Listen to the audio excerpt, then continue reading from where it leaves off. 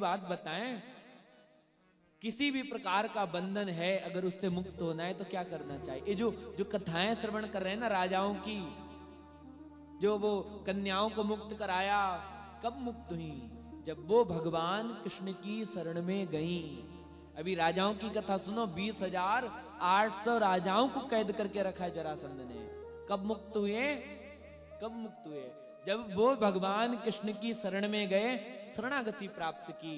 इसीलिए हमने भी किसी भी बंधन से मुक्त होना है तो भगवान श्री कृष्ण की शरण में तो जाना ही पड़ेगा, तभी कल्याण हो पाएगा। तो एक तरफ नारद जी आए, एक तरफ जरासंध के यहां जो कैद राजा हैं उन्होंने एक दूत को भेजा। उनने कहा कि प्रभु मुझे यहां से मुक्त कराओ। एक तरफ नारद जी ने कहा कि प्रभु मैं हस्तिनापुर से आया हूं। भगवान बोले पांडव कैसे हैं? बोले बढ़िया हैं, लेकिन पांडव राजसूय यज्ञ करना चाहते हैं और जब तक आप नहीं चाहोगे तब तक नहीं होगा, क्योंकि बिना भगवत कृपा के आप कुछ नहीं कर सकते हो। चाहे आपका कितना दिमाग हो, चाहे आप कितने पैसे वाले हो, चाहे कितने पढ़े लिखे हो, चाहे कितने बलशाली हो, लेकिन जब तक भगवत कृपा का सहारा नहीं लेंगे तब तक आप कुछ भी नहीं कर सकते हैं। क्यों? अगर भगवत कृपा ना हो ना तो भैया बड़े बड़े जो मूर्ख हैं, वो बड़े श्रेष्ठ सिंहासन पर गद्दियों पर बैठे हैं, जो बेचारे पढ़े लिखे हैं, जो सब कुछ संपन्नताएं हैं, वो उनके पीछे पीछे घूम रहे हैं। कहीं ना कहीं भगवत कृपा का आश्रय आपको लेना ही पड़ेगा।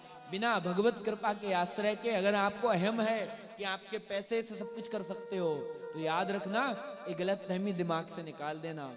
जब तक भगवत कृपा का आश्रय नहीं लोगे तब तक आप एक श्वास भी नहीं ले सकते हो।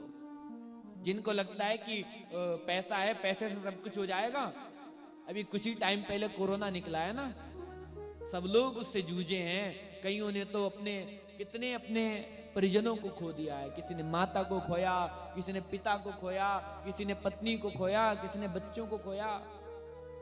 ऐसी अमूल्य निधियां लोगों से दूर हो गई हमेशा हमेशा के लिए, जो शायद कभी वापस नहीं आ सकती इस जन्म में।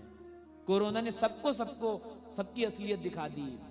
जो लोग बड़े पैसे का अहंकार था, जिन पे पैसे के आगे किसी को समझ नहीं रहे थे, एक श्वास नहीं खरीद पाए। है वो भी जरूरी पर सब कुछ नहीं है पैसा। पैसे से सिकंदर ने क्या क्या खरीद डाला, आखिरी घड़ी में पैसा न काम आया। एक श्वास भी मिल जाए होता नहीं है ऐसा, है वो भी जरूरी पर सब कुछ नहीं है पैसा।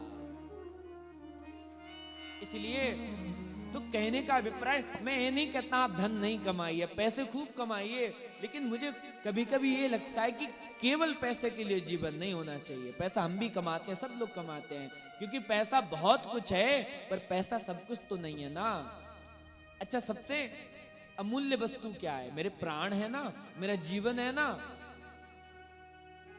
सबसे अमूल्य वस्तु को आप नहीं बचा सकते हो अपने पैसे से, तो फिर केवल पैसे के लिए जीवन क्यों गंवाना?